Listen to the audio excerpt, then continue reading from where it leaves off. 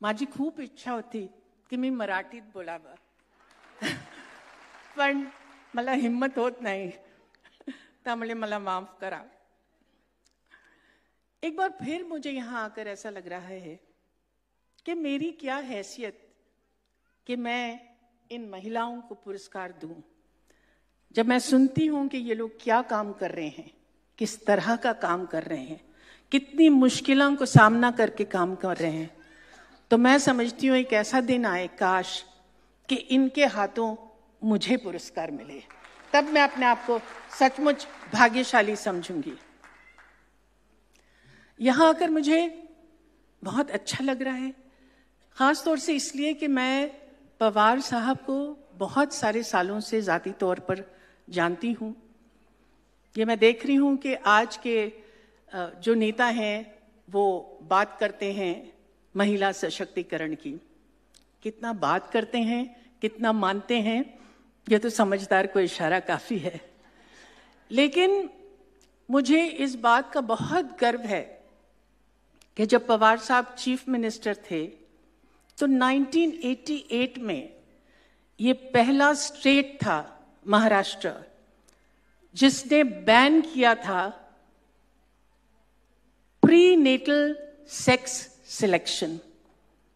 हम देखते हैं कि आज भी हमारे समाज में ऐसा है कि लड़की को पेट में ही खत्म कर दिया जाता है सिर्फ इसलिए, उसका जुर्म सिर्फ ये है कि वो लड़की है। पवार साहब ने ये बात इतने पहले करी थी। महाराष्ट्र इन्हीं के चीफ मिनिस्टरशिप में पहला स्टेट था जिसने महिला आरक्षण 33% की मांग की थी और फिर 50% बना दिया और फिर यूनियन गवर्नमेंट ने इसको एक्सेप्ट किया। मैं ये ज़ाती तौर पर जानती हूँ कि जब विमेंस पॉलिसी बन रही थी महाराष्ट्र में तो 40 अलग अलग एनजीओज को आपने बुलाया था कि वो अपना जो एक्सपीरियंस है और अपनी जो बातें हैं वो रखें। ये नहीं, इन्होंने ये नहीं किया कि ब्यूरोक्रेट्स को बुलाया और उनसे पूछा, जो एनजीओज हैं जो महिलाएं काम कर रही हैं उनको बुलाया। और देखिए मुझे अभी भी गूस फ्लैश होता है कि उसमें 18 मीटिंग्स हुई थी जिसमें मैं मौजूद थी और 18 मीटिंग्स में पवार साहब 16 मीटिंग्स में खुद जाती तौर पर मौजूद थे। अब आप सोचिए किस चीफ मिनिस्टर के पास इतना काम है कि वो ऐसा करें। तो आज जब आप लोग यहाँ हैं तो मुझे मालूम है कि आप लोग जानते हैं कि पवार साहब कैसे लीडर हैं, लेकिन मैं इस बात को बताना चाहती हूं कि महिला सशक्तिकरण क्या अहमियत रखती है हमारे समाज में, ये ज़ाती तौर पे इन्होंने आज से बहुत पहले ये कार्य शुरू किया था। तो मैं सही तौर पर आपका बहुत बहुत धन्यवाद करती हूँ पवार साहब। मेरा जो रिश्ता है महिला सशक्तिकरण पर वो जब मैं बहुत छोटी थी तभी शुरू हो गया था। शायद आप लोग कोई जानते होंगे आप में से कि मेरे पिताजी कैफी आजमी साहब एक प्रोग्रेसिव राइटर थे और आज से 70 साल पहले जब ये माना जाता था कि औरत का सिर्फ इतना काम है कि वो घर में बैठे चूल्हा जलाए और बच्चों का ख्याल रखे और मर्द है वो बाहर जाके काम करे, उस जमाने में कैफी साहब ने एक नज्म लिखी थी औरत। वो नज्म ऐसी थी जो वो कहती थी कि नहीं तू मेरे साथ चल, तुझे मेरे साथ चलना है। और वो नज्म आज से 70 साल पहले ये कहती थी कि जन्नत जो स्वर्ग है वो सिर्फ मर्द के कदमों में नहीं है, उसकी आजाद रविश पर भी मचलना है तुझे। तो वो शेर थोड़ा मुश्किल उर्दू में है लेकिन मैं फिर भी चाहूंगी कि आपके सामने कहूं। जिंदगी जहद में है सब्र के काबू में नहीं, नब्ज़े हस्ती का लहू कांपते आंसू में नहीं, उड़ने खुलने में है निखत खमे गेसू में नहीं, जन्नत एक और है जो मर्द के पहलू में नहीं, उसकी आजाद रविश पर भी मचलना है तुझे, उठ मेरी जान मेरे साथ ही चलना है तुझे। तो आप सोचिए, जिस सोच विचार के मेरे पिताजी थे, उसी की वजह से मैं तो इस बात को टेकन फॉर ग्रांटेड लेती थी कि महिला सशक्तिकरण तो हमारे घर में था। मैं देखती थी कि मेरे माँ और पिताजी का जिस तरह का रिश्ता था ऐसे ही होता है।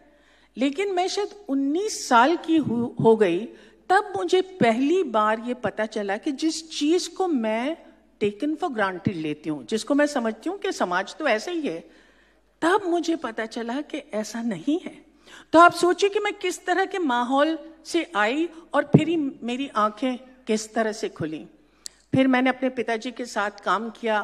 फिर मैंने देखा कि उन्होंने अपने छोटे से गांव में, मिजवा में, वो जो कि बिल्कुल एक वक्त में बिल्कुल फ्रोजन हो गया था, वहां जाके उन्होंने एक एनजीओ बनाया जिसमें उन्होंने ये बात तय की कि सबसे पहले अगर हमारी जो किशोरियां हैं, हमारी जो यंग लड़कियां हैं और हमारी जो महिलाएं हैं, उनका सही मानों में उनको शिक्षा दी जाए, उनको कोई ऐसा हुनर दिया जाए कि वो अपने पैरों पर खुद खड़ी हो सकें, उनका सशक्तिकरण हो, तभी जाके हमारा मुल्क आगे बढ़ सकता है।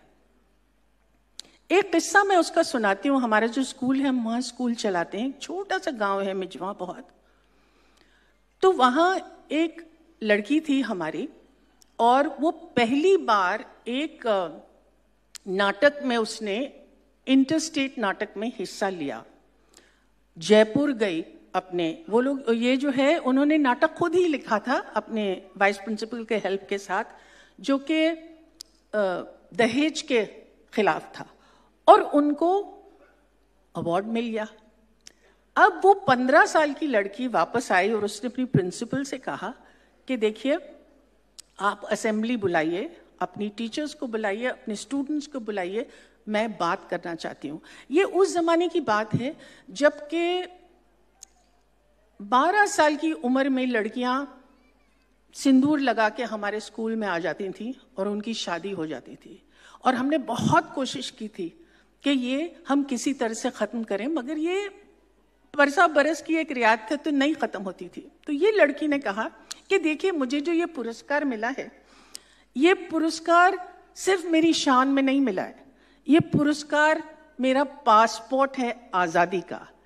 इस पुरस्कार के बुनियाद पे मैं अपने माँ बाप को दिखाऊंगी कि देखिए, मैंने आपको दिखा दिया कि मैं कुछ काबिल हुई हूँ। इसकी बुनियाद पर आपको मेरी बात माननी होगी कि मैं 18 साल से पहले शादी नहीं करूंगी, और उसके बाद ही जब अपने पैरों पर खुद खड़ी हो जाऊं तब करूंगी। और अगर हमारे गांव में किसी भी लड़की को 18 साल से पहले उसकी अगर शादी पे जबरदस्ती की जाती है, तो हम पूरा स्कूल, अपनी टीचर्स और अपनी प्रिंसिपल को जाके वहां धरना देंगे और देखेंगे कि कोई भी महिला ऐसा नहीं कर पाए अपनी बच्चों के साथ। और तो आज सिर्फ मिजबा ही नहीं, उसके आसपास 100 गांव में किसी भी लड़की की शादी 18 साल से पहले नहीं होती। तो ये तो एक लड़की है। आप सोचिए, अगर एक लड़की का इस तरह से दिमाग बदले, तो हमारे बीच जो महिलाएं हैं जो इतना काम कर रहे हैं, जिसकी वजह से इतनी तब्दीली आ रही है, तो आप सोचिए, सिर्फ आज के लिए बदलाव नहीं ला रहे हैं, वो बदलाव ला रहे हैं कल के लिए, कल की सोच के लिए। और जब कल की सोच आज की सोच से जाके मिलेगी, तो आप सोचिए परसों क्या होगा। तो सही मानों में हम जो कहते हैं, ये समाज आगे सिर्फ तब बढ़ सकता है जबकि हम औरत और मर्द को बराबरी का हिस्सा दें। आज की महिला क्या कह रही है? वो ये कह रही है कि देखिए, बहुत हो गया कि हर मसले का हल सिर्फ पुरुष के दिमाग से माना जाता है। हम पुरुष से अलग सोचते हैं। ये नहीं कह रही कि हम बेहतर सोचते हैं या हम कमतर सोचते हैं, हम अलग सोचते हैं। और वो अलग सोचने के ढंग को आपको मौका देना पड़ेगा कि चाहे वो इन्वायरमेंट हो, पर्यावरण हो, चाहे वो पॉलिटिक्स हो, चाहे वो आर्ट्स हो, चाहे वो साइंस हो, वो अलग सोचने के तरीके को आप एक आदर से एक जगह दें और तभी ये दुनिया सही मानों में प्रगति कर सकती है। तो एक बार फिर से आप सब लोगों को नमन, पवार साहब को नमन, और मैं उम्मीद करती हूं कि हमारी जो दुनिया है वो बदलने वाली है। मैं चाहती हूं कि आप सब लोग मेरे साथ एक नारा लगाएं। नारा लगाने के लिए तैयार हैं? अच्छा, तो फिर सीधा हाथ ऊपर करिए, सीधा हाथ सब